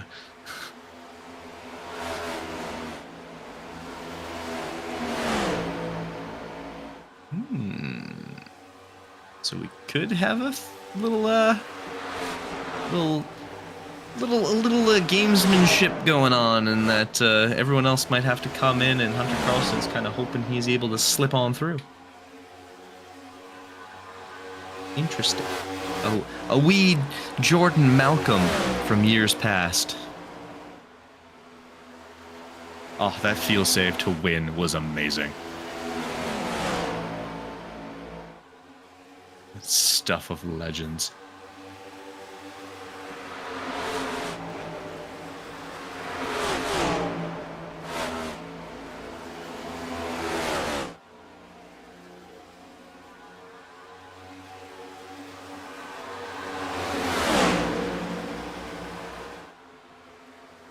Not actually seen him in many league races at the moment, Jordan Malcolm, for anybody, actually, to be honest with you. So, yeah, he's kind of, he came, he saw, he conquered, he puffed like Harry Potter up the chimney, but never to be seen again. Yeah, definitely did. He got his win and was like, all right, I'm out, and just bounced on us, so who knows? We will have to see what ends up happening there. Radle's the first one into the pit lane. Now, is everybody else going to be following, or is Anthony Radle the enigma? Well, he's saying that he's probably a lap down by now. And Anthony Radle doesn't have to. Well, he's not going to have to fuel save now, but does anybody else have to fuel save? That would be the question here as well. And I suppose the only way we're going to really be listening out for that, is there any drop from Alex Witt's? He did go down to 160, and in practice he was only going down to about 173. So he's lifting a little more. Kind of, yeah, you can hear it. Dude, it could be just about, he might not have tyres to get round there at 170. I mean, that's entirely fair. No pun intended. But yeah, maybe, or because he's caught up to Strotter. There's no drop of the rev counter. No, it's definitely holding strong. Holding strong at 8,000 RPM. So if Alex Witt is really doing it, I would have expected clutching in and literally that dropping right the way down to 0. He literally just looked like he just went strata up into the wall there. I don't know if that was just my imagination. Look close. Oh, no, Strata okay. just hit the wall. Strata just found the wall. Strata just didn't. Yeah, sorry, Alex. There we go. Yeah, no, Strata just found his wall on his own. Yeah, he did. He left it outside the world. I'm surprised his rear right has got anything left on it that's actually documenting any form of sponsors. Well, he's packed it well as Christian Strata. So fair play to him. He's now in second place. They've got 10 seconds over Clint Holterman, these two. Now, that wouldn't have been something I would have put at the beginning of this race. Alex Witt, Christian Strada breaking away with 10 seconds on the clock. Yeah, I'm very curious if either of them comes in soon, or if they try and push as long as they can. I hope for a safety car. If either of them hired someone to cause a safety car, I'm very curious. Yeah, do you know, I've often wondered whether or not that takes place, right? And I normally sit back and I normally go, surely that's not a done thing. That surely cannot be a thing at all. It's a thing. It cannot be a thing. It's happened before in F1. Why do people feel that they need to do that? I don't. Yeah, well, F1. That's just, you know. Let's be real about it. That's as corrupt as going to a Freemasons meeting. You know what I mean? Come on. Let's be real. That's how Fernando Alonso got his first ever win in F1. Well, that was with PK, wasn't it? Not P. Was it PK? PK or? Maybe it was PK. Yeah, I think it might have been PK Junior or whatever. Yeah, I think it was PK Junior. Yeah. Yeah. And yeah, with Renault. Yeah, but at the end of the day, listen, right? That's, as I said, F1's corrupt as hell. So I'm not even remotely surprised that even took place. But I'm thinking logically in sim racing, would Alex Witt really be on the radio to Noel Jackowitz and going, "Hey mate, come on, Breakfast Club Racing, go spin out somebody. I need a caution to go and get fuel." Surely that's unrealistic. Oh, I'm assuming it never has happened here, especially because it'd be hard to get on the radio. I mean, I guess they have, you have your Discord and stuff like that, but Noel is I guess important when it comes to the BSC. So I highly doubt he's would be even slightly willing to do it, but it's one of those things. Because watch now, now the problem though is if Noel does end up having a safety car called, there's going to be all the questions, stir the controversy. Absolutely, front page news. In fact, I'll even write it myself. Broadcast proof call of Jackowitz corrupt after he causes Yellow to give Wit fuel.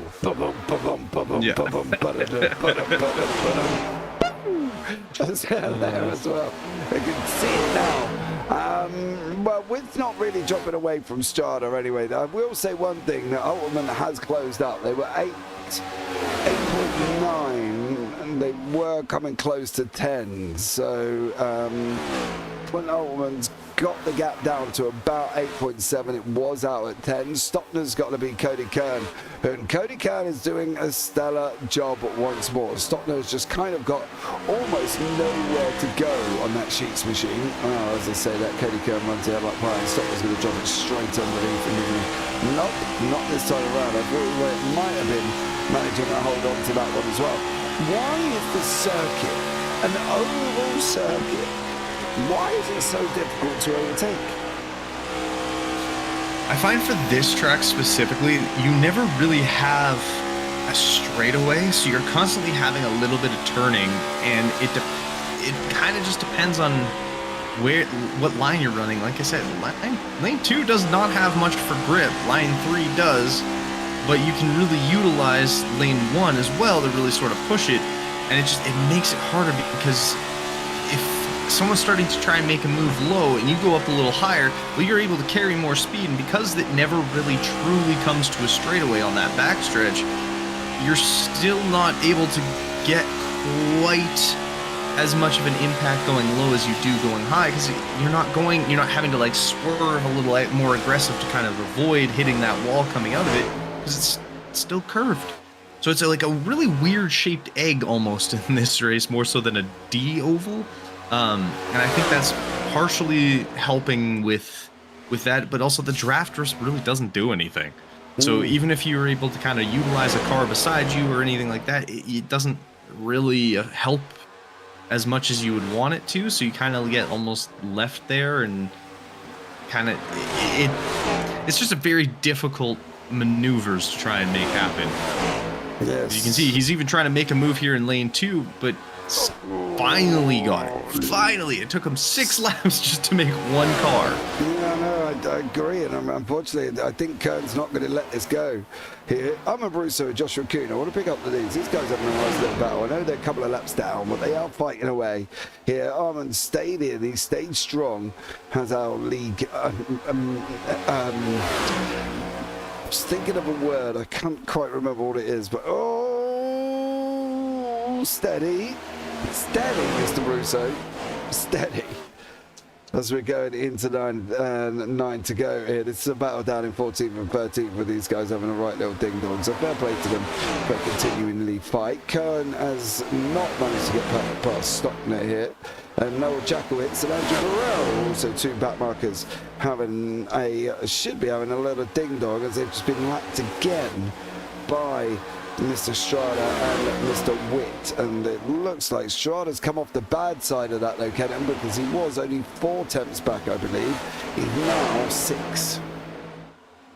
I think he got held up just a little bit. The fact that he keeps scraping that right side of his car is probably not helping things, but yeah, I think he got held up just a little bit trying to establish where the lap car was going, and unfortunately for him, he actually got repassed by the lap car. Fuel. So 7 to go. This is interesting. I'm curious on how this is all going to play out now. I'm curious where this man is. Where are you? And who has saved that fuel? Strada's out. This is going to be. He actually might get close. through without getting lapped. Oh, no, he's probably going to end up getting lapped. Yeah, he's going to get lapped. Just barely, but he is going to most likely get lapped. No. Yeah. Just, but he did. Alright, so now we got very interesting. Else. Now it's Holtman and Carlson. The two that I'm looking out for, because Witt went in on 85. That was only 2 laps later than Strada. Strada's just got in on 123. Technically 125, which should be this lap. We're going to see a splash and dash, and everybody else has got to do the same thing, right? Strada's very rarely gets it wrong if he's going to be out of fuel. Yeah, although that one race he did. The one time when he was trying to heavy fuel save and it just didn't quite work out. Which happens. Sometimes you just make an attempt and it doesn't always go your way, but sometimes it works. So we'll see how this all ends up playing out. But yeah, there's no one else coming in so far. I'm wondering how close that would have been. How close would that have been on Strada's limit? That would be the question for me. Ooh. Is Witt coming in? Witt's coming in. Oh.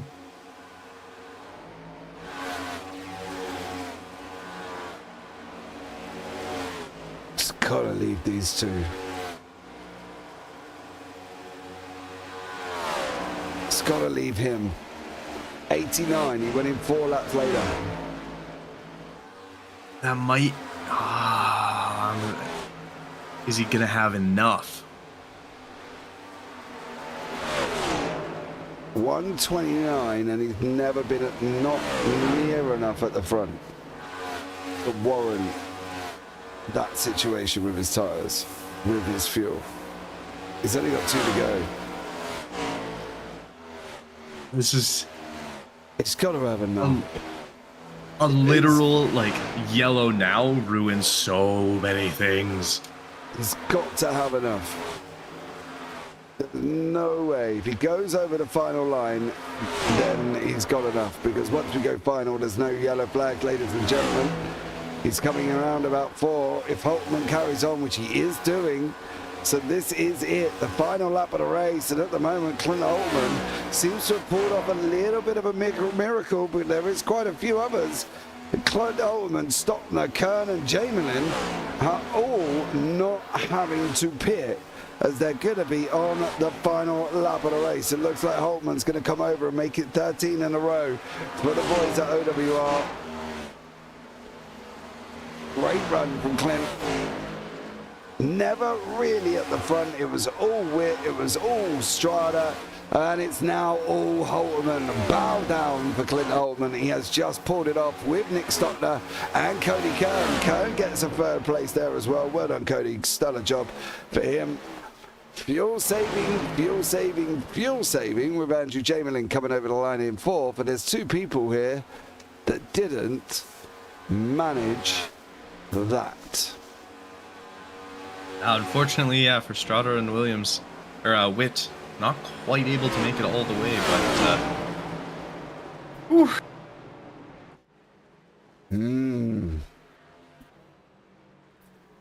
Well, there you go, ladies and gentlemen. One Mr. Clint Holtman pulled it out. I think Kenton seems to be a little bit stunned by all of this, but let's bring you up the results. Clint Holtman is in 1st, Nick Stockner in 2nd, then Cody Kern in 3rd, then Andrew Jamelin in 4th, Alex Witt 5th. Then you've got Hunter Carlson 6th with Christian Strada down in 7th. Witt and Strada did not get that right. Devon Collier got 8th, Anthony Radel 9th, Andrew Burrell in 10th, then Noel Jakowitz, Andrew Williams, who finished 2 laps down, which is a big thing. Joshua Kuhn in 13th, then Armour Brusso, Tom Kuhn 5 laps, and Kimmel, who's still running 11. Sizemore and McLaughlin did not finish the race. So there you go, Holtman burning them up there. Hunter Carlson ended up there. And Andrew Burrell also just ended up there as well. But absolutely stellar job from Clint Altman. I wonder, see, yeah, wait, come and have a chat, please. Ooh, up there. Ooh, up there. And where's Cody Kern?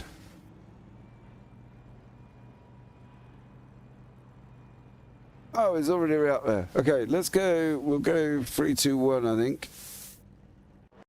3, 2, 1, and we're going to have a chat. I think this is the first time we have had a chat with this man for this season, if I'm not mistaken, unless I am just absolutely losing my marbles this evening, which would not surprise me whatsoever. But let's have a chat with him anyway. One, Mr. Cody Kern, who's managed to grab 3rd place. Cody, welcome in, buddy. How are you? Good, James. How are you? Very well, thank you. Is this the first time we've spoken this season? I think the last time we spoke was when I got wrecked 15 times. And that was not under the same circumstances. No, but listen, on the brighter note, we get to put you on the podium. We get you in 3rd place. You fuel saved clearly because there was a lot of people and a guy with only 1 lap less than fuel than you, and he didn't make it. So how much fuel saving were you actually doing? Pretty much. So I was lifting in the first stint of stage 2, and then pretty much from the time I left the pits, it was clutching every lap from that point on. And I had just under a lap left at the end. If there was a green-white checker, there would have been a mad dash for the pit lane, because I don't think, to be honest with you, Cody, you were the only one there as well. You know what I mean? I think there was probably Holtman and Stockner and yourself all would have been diving in with Hunter Carlson there. How tough was it out there? You knew we had a rough idea, because Andrew Williams let it slip that everybody could only go roughly about 40 laps. We knew it was going to be close. Fuel saving for most people, they think you've just got to lift and that's it, you know, sit and be able to drive. But it isn't just that, is it? Just give us a rundown of when and where you were up to it. This track was a little bit easier because it didn't really require a lot of braking. So literally every time I was lifting to go into the corner, I'd lift early and just get on the clutch, ride for a little bit, back on the gas. This one was as simple as it gets because I am god awful at fuel saving. So if I was able to do it, it's not that hard here. Yeah, we've just watched you go into, I think that was turn 3 coming out of 4 there, and just seen the rev counter absolutely plummet down as well. You know, when do you think for us, Cody, we're going to be sit here and say you're going to be competing each week for wins at the front? I know it's hard with the field that we've got here, but do you see yourself progressing to get yourself up there within the top 5 regularly? I just need to get more time. Like this season, I missed a lot of races from work and everything. So this is the majority of my racing for the week. So if I don't make a BSC race, I don't do too much. So just making it to more races will kind of get me up there a little bit better. Yeah, mine's dependent on whether or not my wife's wrote me out a job list, normally, Cody, depending on how much racing I'm even going to get in. But listen, dude, it's been a pleasure to talk to you. I missed having a chat with you there. A lot better circumstances than it was the wreck that unfortunately you ended up in, as you say, quite a lot last time. Anyone you want to give a shout out to, Cody, as well? Give a shout out to the Breakfast Club and yeah, everybody watching at home. It's always good to see the view counter for one of these races and see the chat afterwards and see what everybody's saying. It's been very quiet in chat tonight, I will say, Cody. I think they've all had a night off. So, but there we go. That's all right. We'll come back next time. Yeah, exactly. Have a good one, mate, and I'll catch up with you soon. All right, thanks, James. Right, next up as well is another man that pulled a master stroke off with fuel saving. Was he doing it every lap after the second stop? Did he need to do it every lap after the second stop? And was it essential that he managed to get it done after the second stop? Well, if he did manage it and do it on purpose, he got himself into second place. But let's have a chat with him here as well. Nick Stockner, welcome in, buddy. Congratulations. Thank you, JP. It's great to be having a conversation with you. Yeah. So, fuel saving? Yes? No? You've got to have. You were close on the edge there, Nick. How hard was it? Fuel saving was extreme on the first stint of the second stage. It was target lap number was 89. We didn't get there, but we got to 87. We just packed it full of fuel and stayed in the box a couple seconds longer just to make sure it was full. First stage was lifting about 300 yards early, at least, into both turns 1 and 3, and 3/4 throttle when I was drafting behind another car, just so we weren't on the throttle the whole time. When we got got my fuel number as I was leaving the box for the second stint of the final stage, and it said good to go, and so there was no fuel save in the second stint. But So all yours was done in the first stint. yeah, the second stint was the fast stint for sure. According to we're coming through the data already, but we were the fastest car on track till we hit the 23 car, and then that killed our tires trying to pass him. Congratulations to Clint and OWR 1-2. It's a great night for the partners. Great night for the people who come on the car every week. Can't really complain about the result. Just wish it was flipped around every once in a while. Yeah, no, it's been a great evening. One of the stats that you guys have obviously got at the moment is that's OWR's 13 win in a row in this league. Oh yeah, for sure. That's just part of the I guess part of our our program is we take BSC seriously in the sense that we use it to practice, we use it to train, and we use it to just collect data and gather laps and gather data and analyze things and take that and go into our more serious endeavors. And we have a race in Chicagoland coming up that we need to be on the top of our game for. So this is great data, and in turn, it's really helped us out as a team. I mean, as you said, 13 straight wins. We've won every single race in this split between Clint and Drew, and they're just having an incredible season. And I've had a top 10 on every single oval. I'm still not good on road courses, but every oval. And I've had been fortunate to have a second conversation with you this split, third conversation of the year. But love to keep having them. But we just keep pushing forward, and it's been a really fun time. Yeah, absolutely. And obviously, it's been tough out there because we have seen you get caught up in things that aren't always you're completely responsible for either, Nick. It's one of them things. That's the joys of NASCAR racing. But if there is anyone specific you would like to give a shout out to before we get the winner up in the interview room. Of course. I first want to shout out my family, my mom, Baba, Nina, Mariah for watching always. Shout out to Orangeville Racing and giving us great cars out of the shop.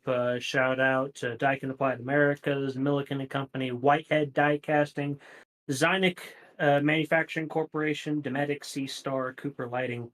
All the guys that keep coming on the car every week and making it go fast.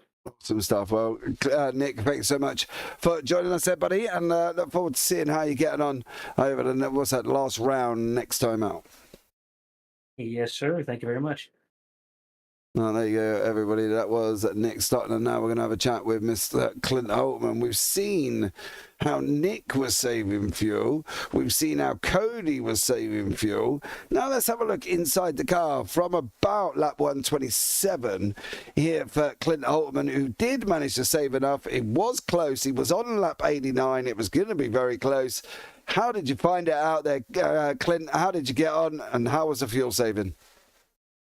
Yeah, I wasn't really wasn't really my plan to save gas, but I'm sped on pit road at the stage break and got to the back, and I still didn't have plans to save. Really, I just thought it wasn't getting. I would have to save too much. And I think I drove up to like 7th, caught the pack for about top 6, and saw I had a decent gap behind me.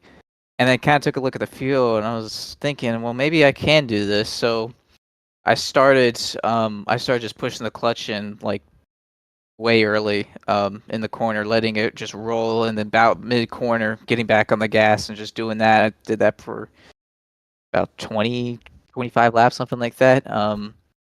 And it worked out. I've never really done much fuel saving races before. I've definitely never won a fuel mileage race before, so that's pretty cool to get to actually get the strategy right there. But yeah, that was basically my idea, was with how tight the car was and not much off throttle time. I thought that it wouldn't really give up too much pace just pushing the clutch in, since I wouldn't have to get off the gas much anyways. So yeah, that's just what I figured I'd try, and it worked out for me. It definitely did work out for you. It worked out for OWR in general, with Nick Stockner coming in second as well. It's always great having a chat with you, and obviously from your record, that's like now 13 in a row, split between yourselves, Williams and Norberg, who also got a win this season as well. You guys dominating well, should we say, for this season? Yeah, it's been kind of crazy. It'd be really cool to. Drew's not going to be able to make Michigan due to work obligations, but be really cool to close out the season with undefeated like that. But it'll be tough. Michigan's kind of a drafting track too in some sort of ways. It's pretty difficult to pass. You kind of got to stay in line. If you try to make a move too early to the bottom and there's people behind you on the top, you're just going to get freight trained. So that'll be interesting. But it's kind of, I don't know. It's like the competition at the front has been really, really fierce. I think it's just we've been lucky in a lot of senses, but we've also had some really good pace and had some good strategy along the way. So hoping we can just finish out the season like that. But yeah, it's been pretty unbelievable, really. Yeah, Anna McAteer's in YouTube chat. Congratulations, Clint. Always proud of OWR. Well, thank you. I don't know who said that, but I appreciate that. Well, it was Anna McAteer in YouTube chat. I think that's a relative of Andrew Burrell's, if I'm not mistaken. Okay, gotcha. I gotcha. Yeah. Anyway, Clint, thank you so much for joining us there, buddy. Anyone you want to shout out before we let you go? Yeah, I just want to shout out the OWR guys, of course. It's a shame Drew, I think, missed his box there, missed pit entry. That's a shame. He was really quick tonight. I think the led most laps. Would have been interesting to see if he could have saved enough to make it. It would have been an even more interesting finish there. So shame about that. But he's had a really good season. He's, I think, won like the last 4 or 5 oval races in a row or something like that. So he's found some really serious pace. Like when I first started racing with him, he's improved so much since we first started racing. So it's really pretty cool to see how quick he's become. But I don't always like it because then I gotta compete with him, and then he's just really fast now. So, but yeah, shout out to them, and then shout out to y'all for putting on the broadcast tonight. No worries there, dude. Well, thank you so much for joining us. I'll drop you down and back with the OWR boys, mate. Have a good one, and look forward to seeing you next week. All right, thank you guys. Well, there you go, Kenton. 3 happy drivers. Cody Kern, as I say, we spoke to him under a lot better circumstances than what we did last time. Nick Stockler, again, seems happy. Didn't quite get to the fuel numbers he got to, but again, what he did get to, he could get himself up into second. And Clint as well. Another great victory for the OWR. Everybody's happy, right? Yeah, it seems like OWR is happy. I don't know if everybody on the track was happy, but the OWR guys for sure are going to be happy, as you kind of got to avoid worrying about that, even with the penalty to Andrew Williams, but they were able to keep the streak alive. Yeah, absolutely. Well, guys, I think that's going to be the last of us for this evening. We're going to be packing our bags and travelling off to Michigan, or really going to bed in my case, and probably Kenton's as well.